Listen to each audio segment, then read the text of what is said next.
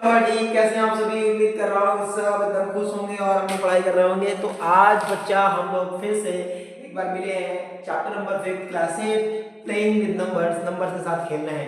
कैसे खेलना है? खिलवाड़ करना है नंबर के साथ से। ऐसे खिलवाड़ करना है कि नंबर आपके मुट्ठी में आ जाए बच्चा। चलिए हम लोग चैप्टर की शुरुआत करते हैं। अगर बच्चा बात करें नंबर्स की, तो नंबर्स क्या होता है कि जैसे कि नंबर्स की अगर हम बात करें तो नंबर्स की एक अजीब सी दुनिया है।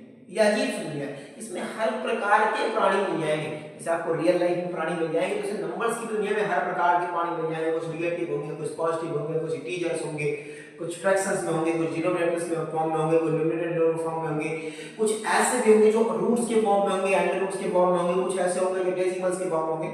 तरह तरह के जानवर आपको नंबर्स की दुनिया में देखने को मिल जाएंगे। तो आज इन्हीं नंबर्स की दुनिया में से हमको जो चैप्टर हमारे पास है वो क्या है, प्लेइंग विद नंबर्स, उसके बारे में बात करनी है। और चैप्टर की शुरुआत होती है धमाकेदार टॉपिक से कि 2 डिजिट का नंबर अगर सर लिखा जाएगा तो कैसे लिखा जाएगा। ये how can we write 2 digit number. Chapter का नाम क्या है बच्चा? बहुत प्यारा सा चैप्टर, इसका नाम है playing with number. Playing with number. In number के साथ खेलना नहीं है, खिलवाड़ करना है। कैसे?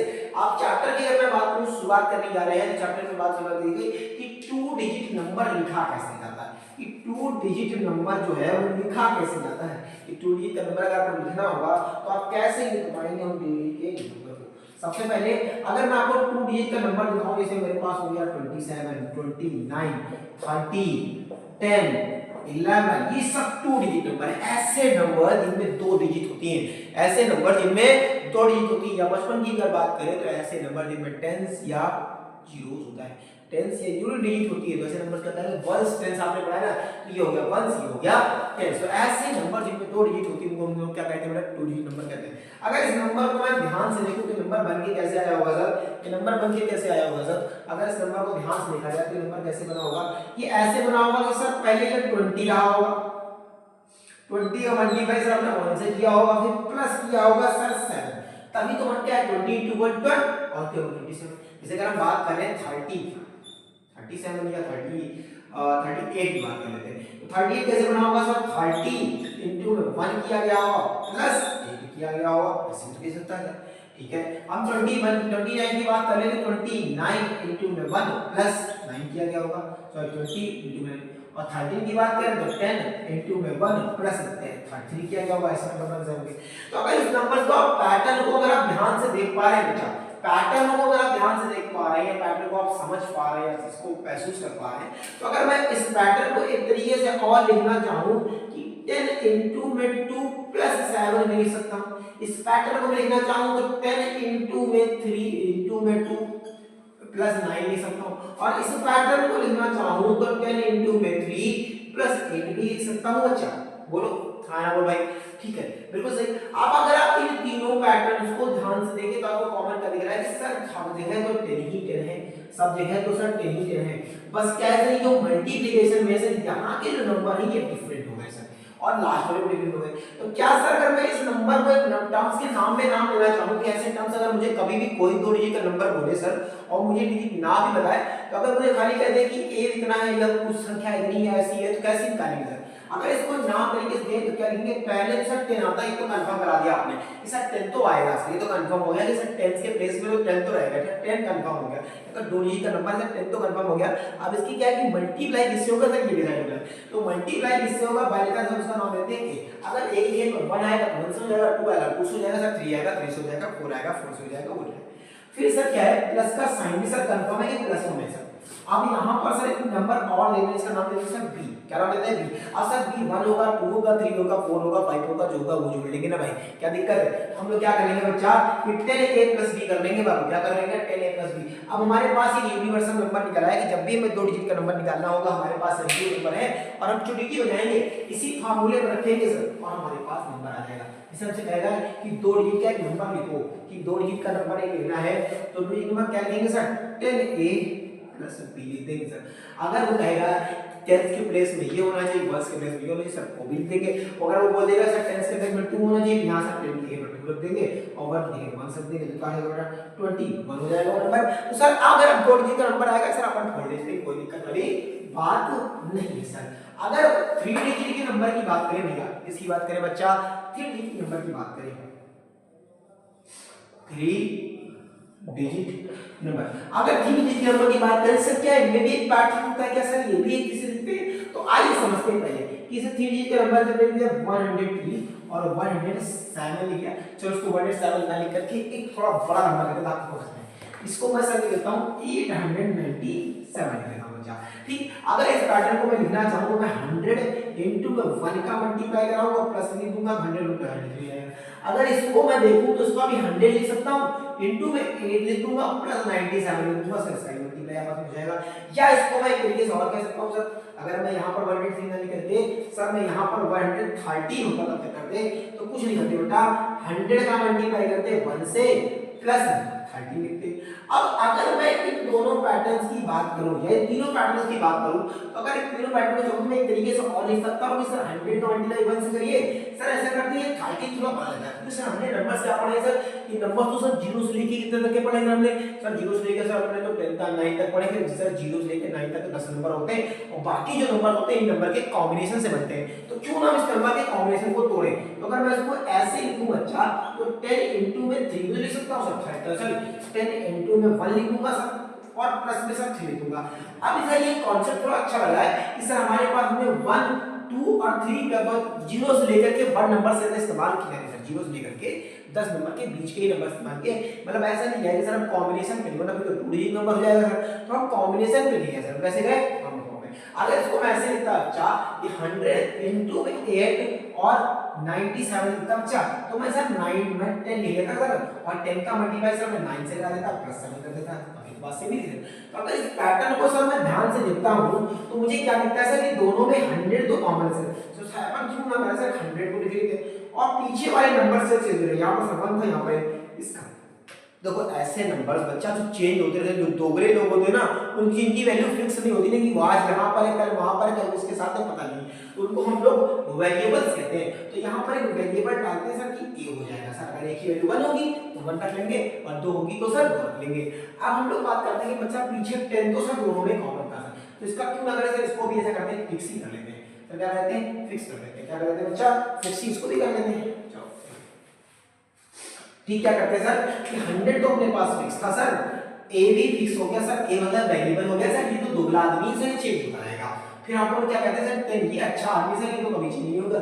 फिर सर देखा कि 10 के पीछे भी सर दोगले लोग हैं मतलब चेंज हो रहे हैं सर, यहाँ पर भी एक वेरिएबल डालते हैं सर, क्योंकि यहाँ पर ए डाल चुके हैं तो यहाँ वेरिएबल भी डाल देंगे। फिर सर क्या करते हैं यहाँ पर क्या डालेंगे सर, यहाँ पर डाल देंगे सर सी, क्या डाल देंगे सर सी डाल देंगे, क्योंकि सर ये भी तो एक दोगला आदमी सर, कभी 3 हो रहा है कभी 7 हो रहा है कभी 9 हो रहा है सर, इससे क्या मतलब है, इसका वेरिएबल डाल देते हैं। अगर मेरे पास 3 डिजिट का नंबर आएगा तो हम क्या बोलेंगे सर कि 100A प्लस 10B और प्लस C होगा बच्चा, आपका काम हो जाने वाला है, बिल्कुल सही बात है, क्लियर है बात। तो 3 डिजिट का अगर आपके नंबर आ रहा है तो आपके दिमाग में क्या आएगा कि sir 100A plus 10B plus C ऐसे फॉर्म में वो नंबर होगा, क्लियर है बात बच्चा, बहुत शाबाश। अब अगर इस चैप्टर की हम आगे बात करें कैसे मिलेगी, तो यहाँ पर कुछ डिजिटल रूल दिए बच्चा, क्या दिए हैं डिजिटल रूल्स दिए हैं। तो डिजिटल मतलब कौन सा नंबर, इतने बड़े बड़े नंबर्स देख करके आप कैसे बता सकते हैं कि नंबर 2 से कटेगा 3 से कटेगा 5 से कटेगा कि नहीं कटेगा। तो अगर मैं बात करूं डिजिटल रूल 2 की कि 2 से कौन सा नंबर कटता है, कि 2 से कट करने की प्रोबेबिलिटी क्या क्या है, कट करने की समझा गया है।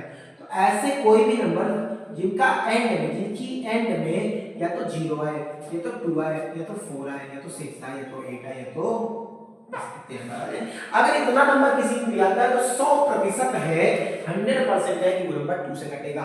ऐसा हम आपकी बात कैसे मान ले, हम आपकी कौन बात की कैसे बात मान ले, एक एग्जांपल करके दिखाओ, तो आओ दिखाते हैं एग्जांपल करके। जैसे मैंने नंबर ले लिया बेटा 298, हमारे डिफरेंशियल के हिसाब से क्या 8 आता है, बिल्कुल आता है सर, यहाँ पर भी 8 आ रहा है सर। आपने कहा था अगर 8 आएगा सर 2 से कटेगा तो नीचे कटेगा, अच्छा आइए देखते हैं 2 1 जा 2 2 4 जा 8 और 2 9 जा 18, कट गया नहीं कट गया बच्चा, कट गया कि नहीं कट गया। मैंने ये कटता ही नहीं कहा था कि कटने के बाद 0 आएगा, मैंने कहा था कि नंबर डिवाइड हो जाएगा 2 से। अरे बच्चा डिवाइड होना और 2 लेके आना तो बहुत फर्क, 0 आना है बहुत फर्क। डिविजिबल मतलब होता है कि वो नंबर उससे डिवाइड हो जाएगा, उसको कंप्लीटली डिवाइड कर देगा, दोनों में बांट देगा। तो 2 का डिविजिबिलिटी रूल क्या है कि अगर लास्ट में 0, 2, 4, 6, 8 आता है तो इनको क्या कहेंगे बच्चा, ये 2 से कट होने वाले नंबर्स हैं। बिल्कुल सही बात।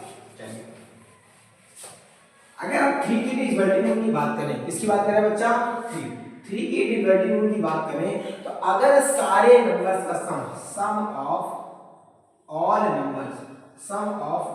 नंबर्स अगर सारे नंबर का सम 3 से कट जाएगा, sum of all number cut by 3 या कट ना लेकर के divide by divisible by 3 then whole number will be divisible by 3 कि पूरा नंबर किससे डिविजिबल हो जाएगा, 3 से डिवाइड हो जाएगा, कोई समस्या नहीं आएगी। शाबाश। मतलब फिर कैसे बात मान लेते आपकी, क्यों माने आपकी, आओ देखते हैं। इसे हम नंबर की बात कर ले तो नंबर की बात करें सर 2, इस नंबर की बात करें तो 2 से कट जाएगा, 3 से कटने के लिए कोई ऐसा नंबर लिखते हैं जो आपके दिमाग में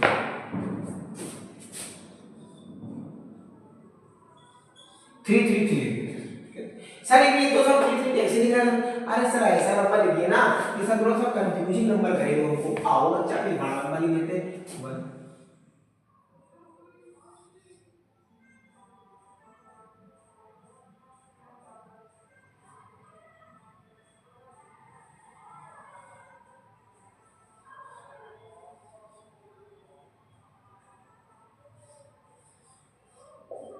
अब बहुत बढ़िया। क्या नंबर लिखा है भैया, 4083। हमने क्या कहा था, अगर सारे नंबर्स का सम 3 से कटेगा तो सारे नंबर का सम करो, 400 हो जाएगा, 4 और प्लस 0 4 ही रहेगा, और 8 4 12 हो जाएगा, 12 3 15 आ जाएगा बच्चा। टोटल कितना है 15 क्या 3 से डिविजन होता है, बिल्कुल होता है सर। आइए शुरू करते हैं। तो 4083 को बच्चा अगर मैं 3 से डिवाइड करूंगा तो कैसे होता था, 3 बन गया 3, सर बन इधर गया 10 हो गया, 3 3 9 हो गया, सर बन गया 3 3 10 हो गया, सर बन गया। तो डिवाइड तो हो गया सर पूरा।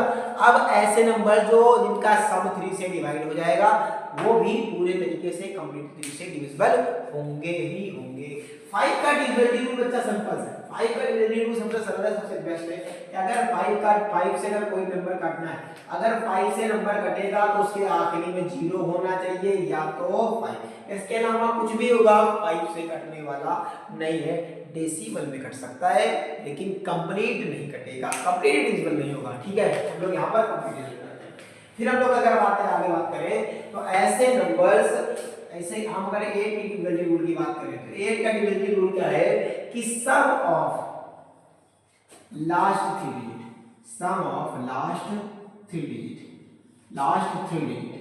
आखिरी 3 डिजिट का सम, आखिरी 3 डिजिट का सम अगर 8 से कटता है तो वो नंबर भी 8 से डिविजिबल होगा ही होगा। 11 का डिविजिबिलिटी रूल सेम कहता है यदि अगर पूरा नंबर का सम 11 से कट जाएगा तो वो नंबर भी 11 से कटता है। आई होप आपको ये समझ में आया होगा, ये पूरा चैप्टर समझ में आया होगा, चैप्टर पूरा पूरे इंट्रोडक्शन भी समझ में आया होगा। अगर आपको नहीं समझ में आया है या कोई बार फिर से कोई समस्या है, एक बार फिर से रिकैप करके पूरा वीडियो देखिए। और अगर आपको अच्छा लगा है तो अगर आपको कोई भी डाउट है तो आप कमेंट सेक्शन में आप अपना क्वेश्चंस पूछ सकते हैं। तब तक के लिए बने रहिए साथ और all the best and thank you for